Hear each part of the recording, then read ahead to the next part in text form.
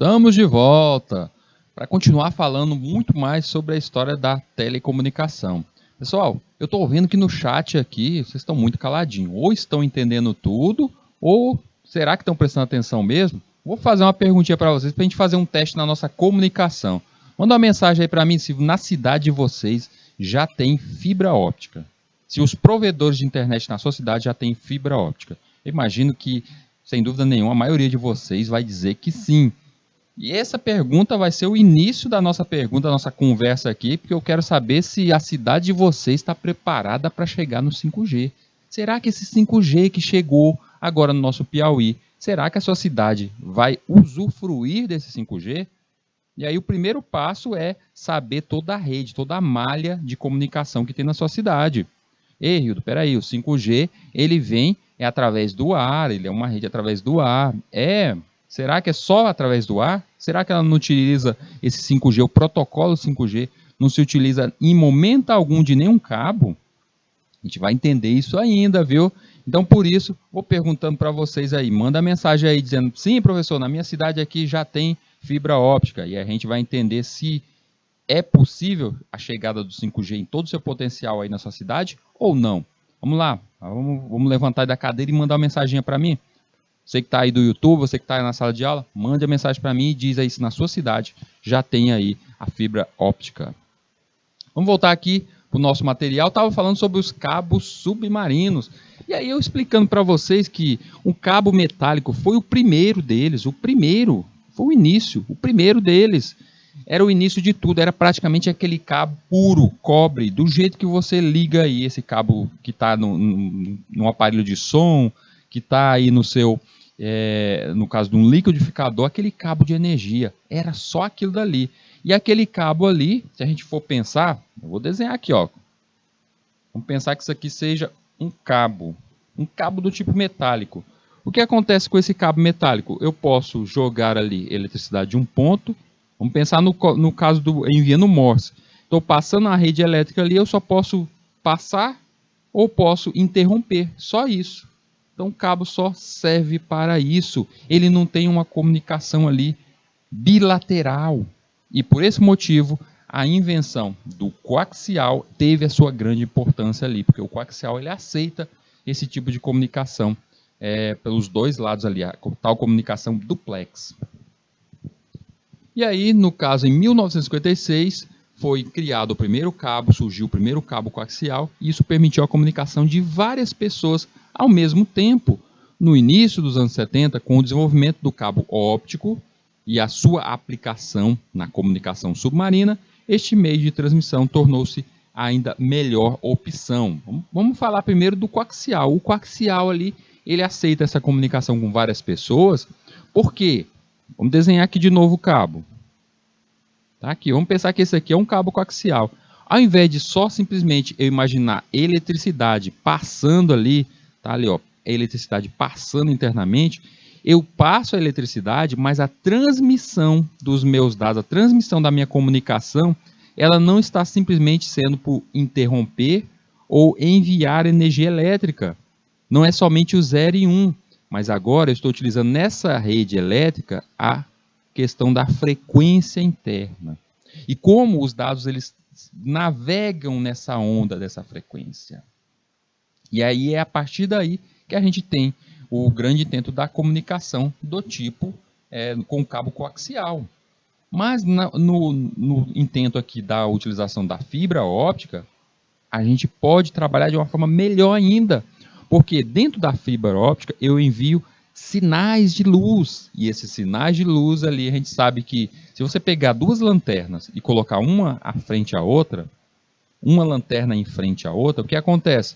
A gente vai dizer que um raio de uma lanterna interferiu no raio de outra lanterna? Não, porque a luz ela passa por dentro da outra luz.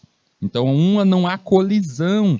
Já no caso aqui de um coaxial utilizando a navegação dessa frequência, existe a colisão interna. Então, no caso, a transmissão por meio óptico, a luz, ela já para com essa questão de colisão. Não tem problema com colisão. E por isso eu posso colocar quantas pessoas ali, quantos fachos de luz eu quiser internamente ali dentro desse cabo. O primeiro sistema óptico precursor dos sistemas de cabos submarinos atuais foi implantado nas Ilhas Canárias em 1982.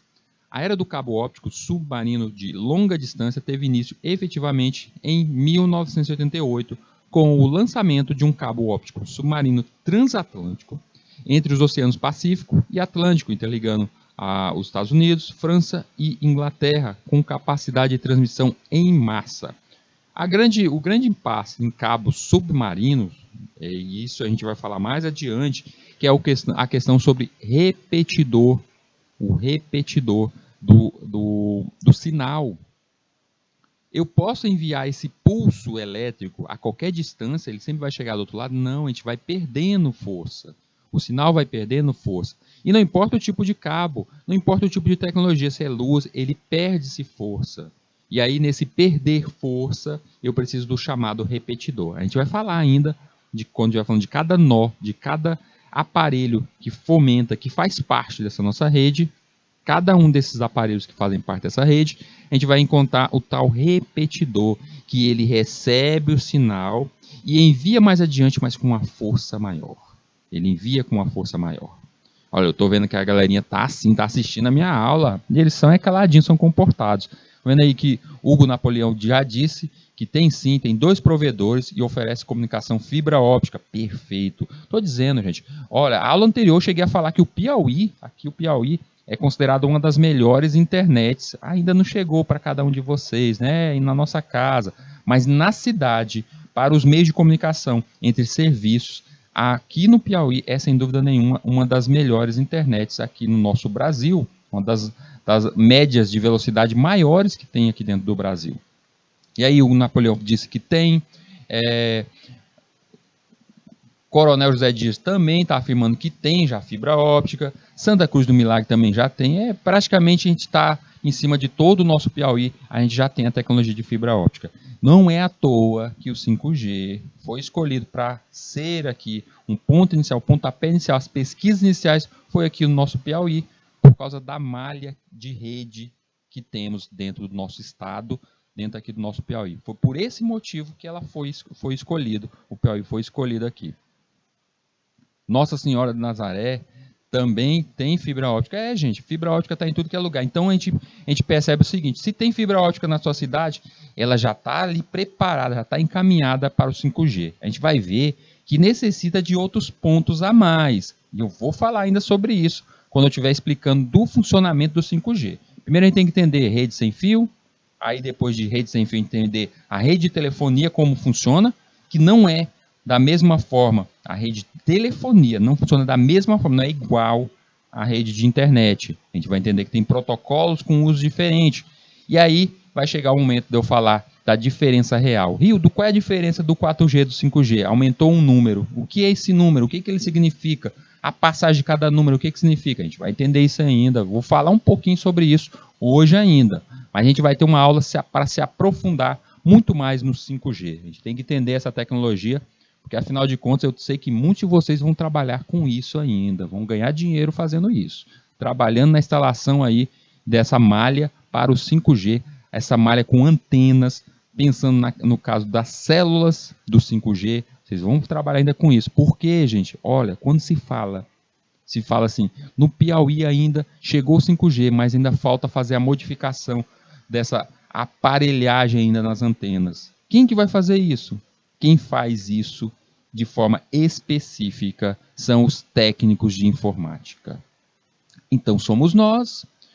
Cada um de vocês aí pode ter certeza que esse provedor de internet, quando você vê aí fibra óptica, então quer dizer que o local onde você está pronto para receber o 5G. Quando tu vê aquela torre de celular, pode ter certeza que o que está faltando ali é a instalação ali da tecnologia do 5G. E aí, quem vai fazer isso? É justamente nós. Gente, vai aparecer, já começou a aparecer, mas vai aparecer muita vaga para a gente aqui, para trabalhar em cima do 5G. Então fica de olho, aprende aí, estuda mesmo. Não fica esperando só o Rildo falar, não. Estuda mesmo. Eu vou colocar muito material principalmente sobre essa tecnologia 5G para vocês lá no nosso espaço, lá no GitHub. Bem, quando eu começar a postar ali, eu estou preparando esse materialzão para a gente. Quando eu colocar ali vocês vão lá, pega isso, estuda e tudo mais. E isso, é claro que é voltado principalmente para vocês aí, que estão aí no nosso curso, mas eu sei que tem uma galera aí no YouTube que nem necessariamente é nosso aluno do curso, que acompanha até de outros estados, e estão de olho nisso também, porque isso é a nível Brasil, gente. É muito emprego, é muita vaga que vai aparecer aí. Fica de olho, isso é coisa boa para nós. A primeira rede de fibra óptica projetada para a utilização da técnica DWDM, Dense Wave Light Division Multiplexer, ou seja, isso aí eu vou explicar lá quando eu estiver falando sobre a fibra óptica, como acontece aquela transição de dados. Vou desenhar o cabo aqui de novo para vocês. Vou desenhar ele até maiorzão agora, ó, tá mais gordinho. Esse cabo aqui, vamos imaginar que ele seja o cabo de fibra óptica, só para vocês começarem a entender. De um lado aqui, eu vou colocar aqui uma caixinha como se fosse um aparelhinho que estivesse a enviar e receber esse facho de luz. Quando alguém manda uma certa comunicação, ao invés de passar algo como um ligar e desligar lá no nosso cabo elétrico, um envio de dado naquela frequência, ele envia um facho de luz. Tá, esse facho de luz sai, ó, refletindo, batendo ali, ó, internamente, até chegar ali, ó, e ser capturado do outro lado. Esse facho de luz ali, ele passa justamente pela multiplexação. A gente vai falar ainda muito mais sobre isso. A gente vai ter mais do que uma aula só para falar sobre isso, gente. O que é um sinal analógico, um sinal digital, o que é um sinal duplex, simplex. A gente vai falar muito sobre isso ainda, para vocês entenderem como acontece esse faixa de raio. Então, olha só o que eu estou fazendo. Estou enviando vários raios aqui, ó. Estou enviando vários raios e tenha certeza que nenhum bate no outro. Não há colisão. Então, essa tecnologia, do jeito que a gente está vendo aí, esse desenho maravilhoso que eu estou fazendo para vocês aí, desse cabo passando, enviando luzes internas. Então, quer dizer que internamente, dentro de um cabo de fibra óptica, é como se ele fosse todo espelhado e os raios de luz batem ali dentro até passarem justamente. Eu vou trazer até imagens aqui desses cabos, quando a gente estiver falando mais sobre isso, para vocês entenderem como acontece isso aí. E aí a gente vai até entender que, imagine só, se por acaso esse cabo ele é feito principalmente de silício, principalmente de sílica, ele é algo como se fosse vidro. Então, se acontecer eu passar errado esse cabo, eu dobrar esse cabo e acontecer uma rachadura, o que acontece com uma rachadura, gente? Se você tem um espelho rachado e você quer enviar uma luz, você está ali, ó, o sol está ali, você pega o seu espelhinho que está fazendo aquela bolinha de luz ali pela sua casa. Se o espelho estiver rachado, aquela bolinha de luz ela não fica enviando até 2 fachos de luz, 2 raios ao mesmo tempo, é o mesmo que acontece também dentro desse cabo. E a gente vai entender que a grande falha, se é que podemos chamar de falha, né? A grande falha da utilização da fibra óptica é justamente o modo de colocá-lo, o modo de estender isso. Por quê? Porque ele é perfeito para enviar esses dados, mas ele é mais frágil. Muito mais frágil do que um cabo coaxial. O cabo coaxial você enrola ele, você passa ele de diversos modos. Um cabo UTP, esse de rede, esse azulzinho que vocês utilizam na casa de vocês para trazer a internet até alguns aparelhos, TV, computador, a gente sabe que eu posso passar até por dentro da parede tranquilamente que ele não vai romper. É muito difícil ele romper. Eu tenho que ser muito bruto mesmo para romper um cabo daquele dali.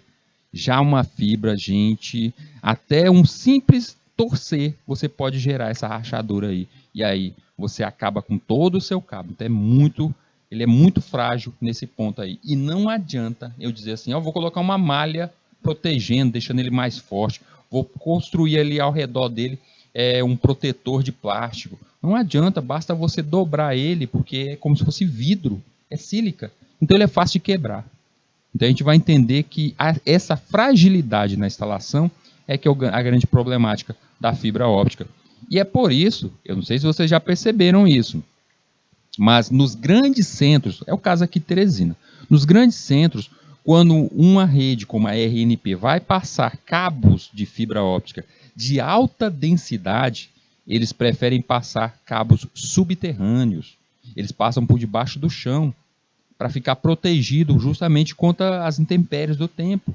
Se eu passo esse cabo aqui em um poste e vem uma chuva forte, um galho de árvore cai, pode romper esse cabo, porque ele é frágil. Qualquer coisa pode romper aquele cabo ali, ou até mesmo criar essas rachaduras e fazer com que a minha rede fique lenta. Então, tudo isso digamos, seja os defeitos, o prejuízo que a gente pode ter com a fibra óptica. Mas a gente vai entender isso mais adiante e até como tentar sobressair-se por esse tipo de coisa. E até mesmo, imagina só um cabo de fibra óptica de 2.000 metros e ele tem apenas uma rachadura como essa. Como é que eu encontro essa rachadura? A gente vai entender como encontrar essas rachaduras até em um cabo e aí possivelmente fazer até uma solda neste cabo. Falar um pouquinho sobre a TV, a televisão. A invenção da televisão está ligada a descobertas anteriores ligadas à radiodifusão. Quais sejam a descoberta de ondas de rádio, ou seja, o rádio, o modo de transmissão via rádio, também acabou trazendo, nessa mesma transmissão, o envio de imagens. No caso do rádio, as ondas de rádio foram ali descobertas, podemos dizer assim, descobertas por Rudolf Hertz. Não é à toa que quando a gente fala assim, a frequência está em que variação? Qual é a medida de frequência que a gente vê? Em Hertz. Vocês lembram quando a gente estava falando isso até, falando sobre processadores, e eu falava, olha, a frequência do processador, a frequência da memória RAM, e a gente sempre vê essa mesma coisa, sempre essa palavrinha, frequência. Utiliza no processador, utiliza na memória, utiliza no envio de mensagens, na telefonia, no 5G. Nossa, então esse rapaz aí Rudolf Hertz descobriu algo de extrema importância. Isso foi descoberto ali em 1887, da invenção da antena para captá-las. Então existe também, ele descobriu a frequência, mas ele percebeu que essa frequência poderia ser enviada, criada de forma artificial, enviada e até mesmo captada por alguma antena. Essa captura foi por parte ali desenvolvida por Alexander Popov em 1895 e por parte também em Guglielmo Marconi, que ao inventar a radiotelegrafia sem fios em 1896 conseguiu emitir sons e captá-los a centenas de metros. Inclusive, Guglielmo Marconi é considerado um dos pais do rádio, porque é ele que conseguiu justamente fazer a criação, digamos assim, das antenas, essa melhoria sobre as antenas, do envio dessa frequência e o recebimento dessa frequência. Gente, isso aqui pode dizer que a criação dessa frequência, o emitir uma frequência, ela é feita de forma artificial, mas de forma natural, até mesmo a luz solar, ela tem ali a sua frequência também. Há muito das luzes, das frequências que rodeiam o nosso mundo, frequências magnéticas, como os polos magnéticos, tudo isso é invisível ao nosso olho. Tudo isso é invisível. A maior parte dessas frequências são invisíveis ao nosso olhar. A primeira estação de TV regular foi montada na Torre Eiffel em 1935. Seguiram-se as estações de Londres, em 36, Moscou, em 38 e Nova York, em 39. Durante a Guerra Mundial, somente a Alemanha manteve a televisão em funcionamento até 1943. Coube à BBC fazer a primeira transmissão de TV para o continente em 1950. Então, foi criada a Eurovisão, naquele mesmo ano, quando o número de pessoas possuidoras de televisores não chegavam a 1 milhão. A guerra teve grande influência nessa lentidão inicial. A guerra atrasou a questão sobre a evolução do sistema de TV, porque enquanto o mundo estava em guerra ali, não evoluiu muito essa questão de levar esse conhecimento, levar essa tecnologia. Então, atrasou um pouco, como atrasou diversos outros meios. A gente pode até citar que durante o período de guerra, principalmente Segunda Guerra Mundial, houve uma evolução na questão das redes.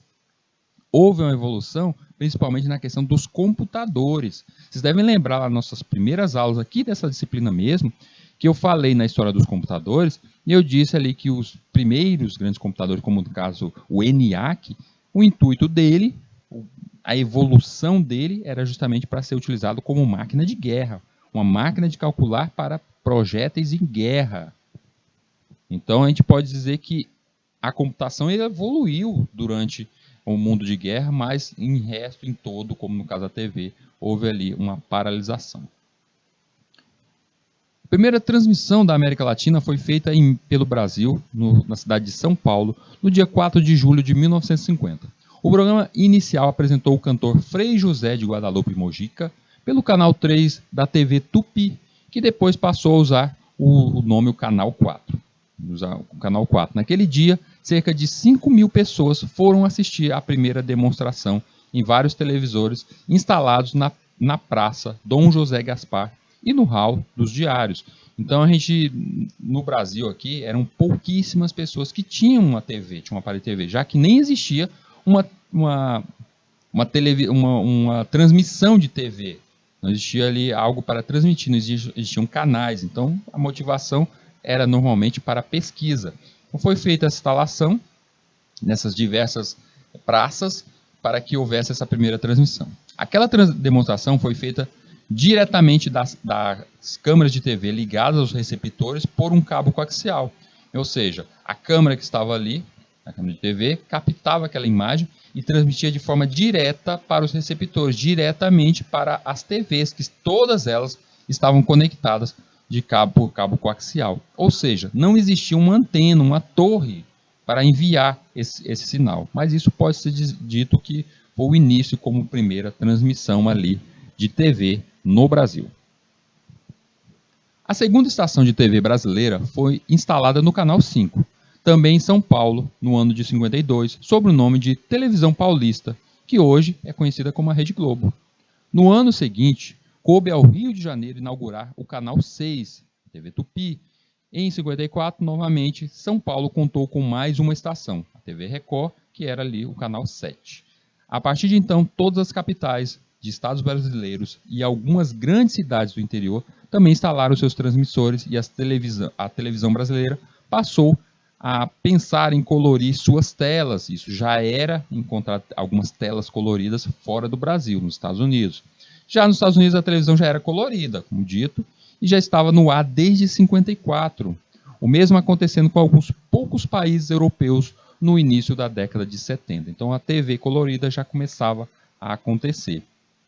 Vide-se que no Brasil, essas TVs, apesar de começar a instaurar essas torres de emissão do sinal, mesmo assim as estações, a maior parte do sinal ainda era enviado através de cabos coaxiais. Radiodifusão. A descoberta da radiodifusão foi resultado da aplicação de vários fatores ligados à radioeletricidade.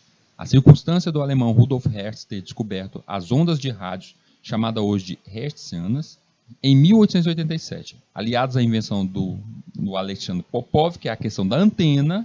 O Popov pensou na antena, e o fato do Guglielmo Marconi ter conseguido emitir, ele fez essa junção dessas duas tecnologias, emitir e captar as centenas de metros, criando a telegrafia sem fio. O Guglielmo Marconi foi o inventor do rádio.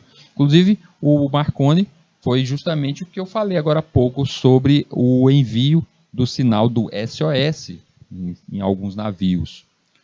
Somente a partir de 1920 é que as estações de rádio começaram a desenvolver-se. Um novo meio de comunicação modificou a vida da sociedade. Os Estados Unidos entraram na vida radiofônica de forma decidida, de uma estação inaugurada ali em 2 de novembro de 1920, a KDKA, em Pittsburgh. Passou para 4 estações em 21, que transformaram-se em 382 no final de 1922, ou seja, foram aumentando muito mais. Em 27, contaram os estadunidenses com 7 milhões de receptores, ou seja, o rádio evoluiu de uma forma muito rápida, era a transmissão que evoluiu de forma muito rápida. Durante a Segunda Guerra, em 42 a 45, o rádio foi o principal instrumento de informação. Como dito, até no caso, falei agora há pouco, que a única emissora que conseguiu se manter até ali em meados de 43 foi uma emissora alemã, a emissora de TV. Já o rádio continuou sendo o meio de informação principal ali durante a guerra. Os países colonizadores montaram extensa programação de âmbito intercontinental dirigida à transmissão de propaganda ideológica. Essa propaganda, vocês devem até já ter visto muito, até mesmo vocês aí, vamos falar da ficção. Quando assistiram algo como aquele filme Capitão América, fala um pouco sobre esse tipo de propaganda, aquela propaganda ideológica, de que a guerra é importante, você está lutando pelo seu país. Então isso muito aconteceu com o rádio nessa época. Em São Paulo surgiu a Sociedade Rádio Educadora Paulista, também em 24, presidida por Fergueiro Stadel. No mesmo ano foi criada em Recife a Rádio Clube de Pernambuco, cujo registro público é o mais antigo do país. A primeira coluna especializada em assuntos de rádio surgiu em 22, na Gazeta de Notícias do Rio. E o primeiro noticiário radiofônico oficial do governo foi A Hora do Brasil, iniciada ali em julho de 35. A primeira novela transmitida em rádio brasileiro foi Em Busca da Felicidade, de Leandro Blanco. Está aí a imagenzinha, o anúncio.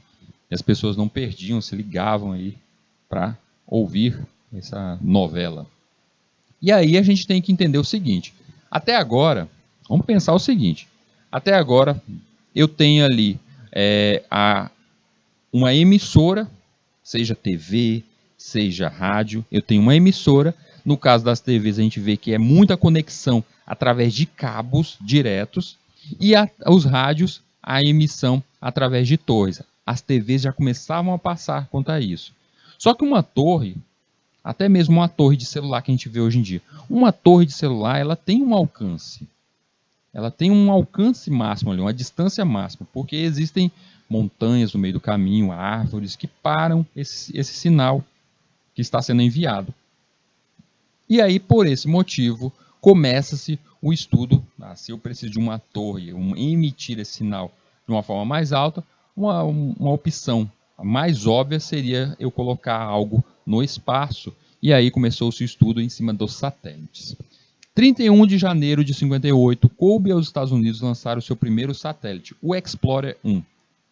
Depois, foi um festival nos céus. Os Sputniks, os Explorers, os Vanguards, os Pioneers, com aparelhagem de alta precisão, vararam o espaço para medir radiações, temperaturas e confirmar que o espaço é escuro ou que a Terra tem um formato que lembra ligeiramente uma pera e muitas outras teorias.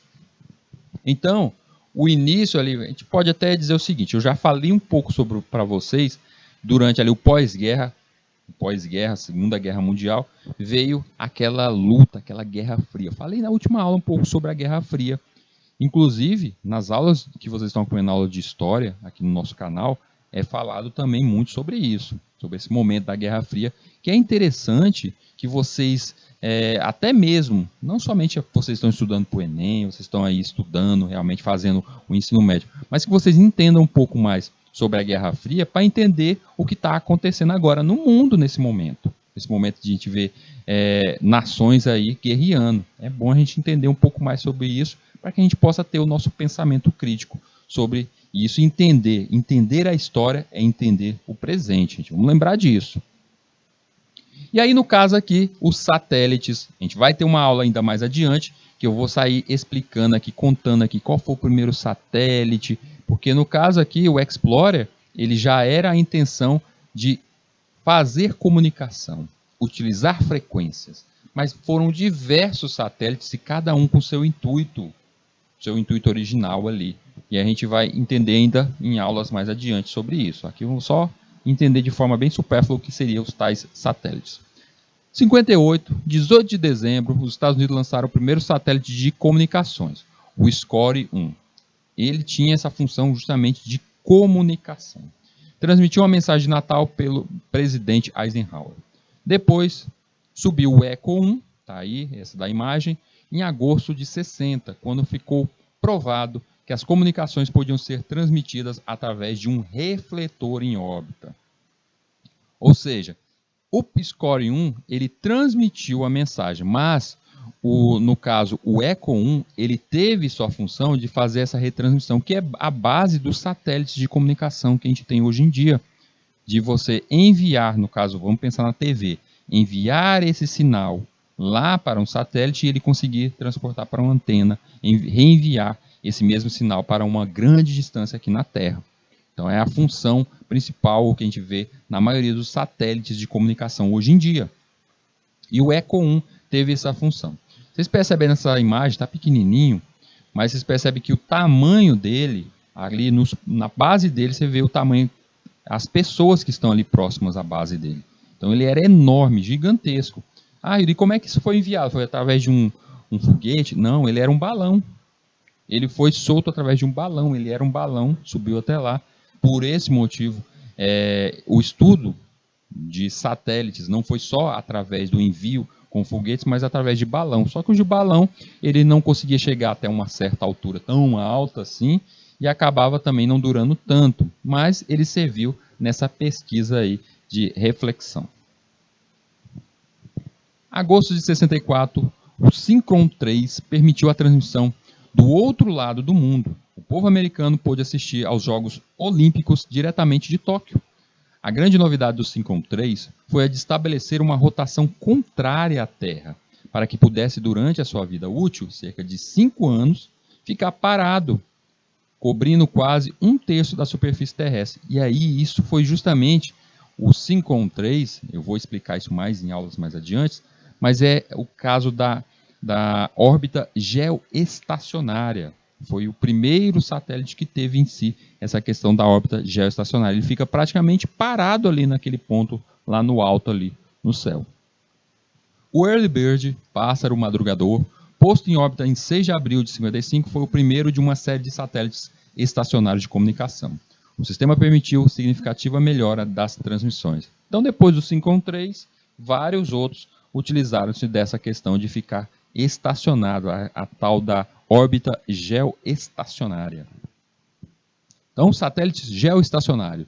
No caso de satélites geoestacionários, por suas características básicas, a rede de comunicação pode se dar por um múltiplo acesso ou através de transponder. Quero que vocês guardem esse nomezinho. Isso aqui vai ser muito falado aqui nas nossas aulas, principalmente quando eu estiver falando do 5G. Tá? Quando eu estiver falando do 5G, porque vocês já devem ter ouvido a seguinte frase. Olha, o 5G está chegando, mas ele vai atrapalhar um certo tipo de antena, um certo tipo de comunicação de uma antena. A antena a tal da banda C. Então ele vai atrapalhar esse tipo de transmissão. E a gente vai falar ainda sobre isso. E aí a gente tem que entender o que é esse tal múltiplo acesso à utilização dos transponder. Para cada transponder, a largura da faixa varia de 19 MHz a 90 MHz. A faixa de frequências utilizadas são alocadas pela União Internacional de Telecomunicações, a UIT. Em comunicações via satélite são usadas as seguintes bandas, a L, a S, a C, a X, KU e KA. A gente vai passar por cima de cada uma delas ainda, a gente vai falar, vamos focar.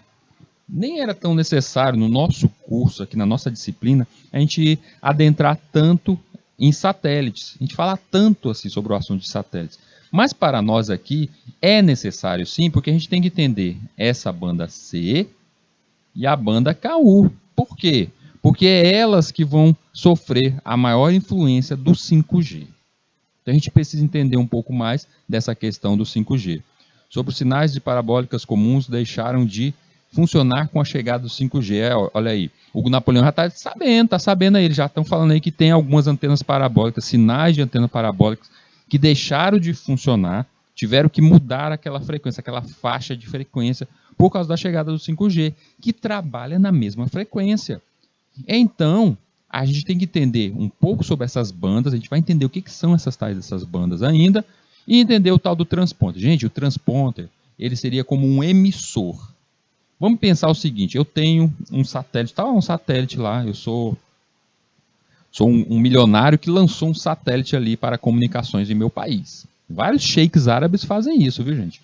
Tá lá o satélite, e no meu satélite ele tem ali algo como 150 transponders naquele satélite. Isso quer dizer o quê? Esses 150 transponders, cada transponder daquele é como se fosse uma pequena antena que joga um raio ali nessa faixa de frequência. E essa faixa de frequência limite isso, eu posso utilizar para enviar um canal de TV, eu posso utilizar para enviar internet, Então, quando a gente vê algo como, por exemplo, eu vou falar no Brasil aqui, a gente utiliza um satélite chamado Intelsat 21. Se eu não me engano, o Intelsat 21, ele era utilizado principalmente pela Embratel e hoje principalmente pela Claro TV. Então, quando alguém vai utilizar, vai fazer conexão, você tem uma anteninha lá na sua casa e vai fazer conexão, ou você vai fazer a conexão no Intelsat 21, que normalmente é a pessoa que está mais ao sul do Brasil, ou você vai utilizar, tem um outro, eu esqueci o nome do outro satélite agora, me fugiu, só lembrei do Intelsat, eu acho que é o Starsat, eu acho que o nome dele é Starsat, a gente já vai falar ainda sobre eles, mas eles servem justamente, ele tem os transponders que tem o máximo de comunicação. E é por isso que a gente vê o seguinte, vocês aí que já viram, tem na sua casa algo como uma TV Oi, TV Claro, alguma coisa assim, uma assinatura de TV dessa via satélite, você vai perceber que existe, lá em casa eu posso pegar até 200 canais. Pode pegar mais do que isso? Será que eles têm mais? Não, esse é o limite. Então quer dizer que aquele satélite ele já limitou, ele já preencheu com todas as faixas dos canais. Não é à toa que de vez em quando a gente vê um anúncio assim, um canal foi encerrada a transmissão de um canal para a chegada de outro. Foi o caso da MTV. A MTV ela fechou um tempo, fechou um dos canais dela, e aí o canal que foi tomado dele foi um outro canal que tomou seu lugar. A transmissão daquele lá é um canal religioso, tomou aquele lugar. Ou seja, é como se cada canal daquele, cada estação, cada transponder daquele pudesse transmitir um número exato naquela frequência de canal, uma transmissão. Então, um satélite ele tem um máximo de canais de TV que ele pode transmitir. Por isso que não é infinito. Eu posso colocar todos os canais de TV do mundo no meu satélite? Não, porque vai depender do transponder. Então, esse tal desse transponder aí é quem envia nessas frequências e é justamente nessas frequências aí que poderão estar dentro de uma dessas bandas. E aí que chegou o momento da gente ver se está dentro de cada uma dessas bandas e está em algo como a banda C, e aí chega o 5G aqui em terra, tentando enviar em uma frequência que é próxima à banda C. E existe essa interrupção. A gente vai ver isso mais a fundo quando eu estiver falando mais sobre o 5G. Mas já vão guardando isso aí na memória, que o satélite ele tem um transponder que emite, é como se fosse uma anteninha, um transponder. Normalmente o satélite tem vários, né? Mas o transponder, essa anteninha, ele varia de 17 MHz a 90 MHz. E aí, essa variação é a banda que ele vai estar utilizando ali. A gente vai falar até um pouco mais sobre a questão dessa frequência que ele utiliza. Será que pode ser mudada? Será que a utilização dessa tecnologia, desse satélite aí lá no ar, ele tem um tempo de vida? A gente viu ali que os primeiros duravam 5 anos. Imagina só, você faz todo o intento de enviar um satélite para o espaço aí, e chega lá, ele só dura 5 anos. Será que ele se paga? E a gente vai ver até um pouco mais sobre isso ainda, o tempo de vida desses satélites. Bora ver só para a gente entender um pouco mais dessas tais frequências, já que eu comecei a falar sobre as bandas, bora falar então dessas bandas que são enviadas, essa frequência que é enviada ali pelo transponder. Então quer dizer que se ele trabalhar numa certa faixa de frequência, ele está sendo considerado ali numa banda. Sim. Vamos ver aqui a primeira, banda L, mais utilizada para comunicações móveis com as seguintes faixas de frequência. O uplink, subida 1.6 GHz e descida downlink de 1.5. Então está o satélitezinho.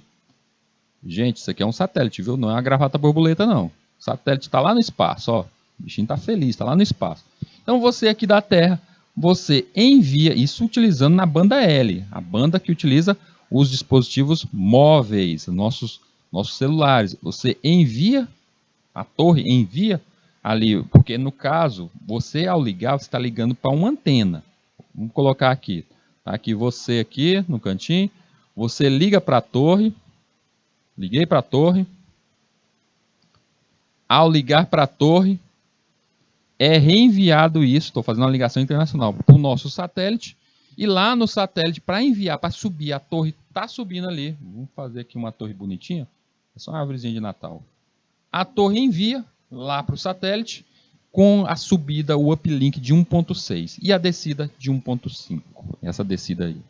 A gente vê alguns estudos, principalmente a Tesla está fazendo a nova a internet que eles estão fazendo via satélite, entregando direto, sem o uso da antena, e já manda direto do satélite para você no seu celular. Eu ainda vou falar ainda sobre essa tecnologia que a Tesla está fazendo aqui.